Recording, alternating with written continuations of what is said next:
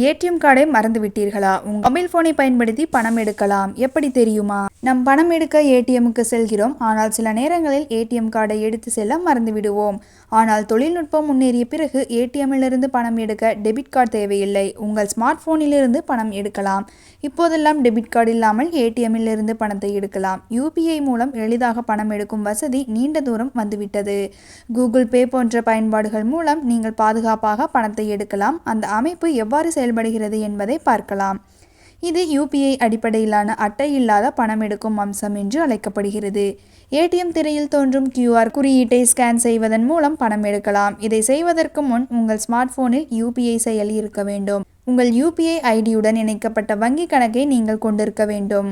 UPI பணத்தை எடுக்க நீங்கள் ஏடிஎம்முக்கு செல்ல வேண்டும். இருப்பினும் சில ஏடிஎம்களில் மட்டுமே யூபிஐ கேஷ் வித்ட்ரா, ICCW அல்லது இன்ட்ரோபேரபிள் கார்ட்லெஸ் கேஷ் வித்ட்ரா ஆகிய விருப்பங்கள் முகப்பு திரையில் தோன்றும்.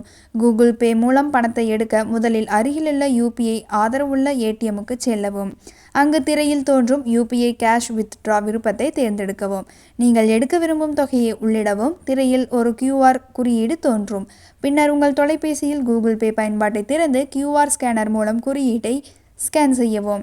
தொகை மற்றும் கணக்கு விவரங்கள் தானாகவே தோன்றும். கூகுள் பே காட்டும் வங்கி கணக்குகளிலிருந்து விரும்பிய வங்கி கணக்கை தேர்ந்தெடுத்து யூபிஐ பின்னை உள்ளிடவும்.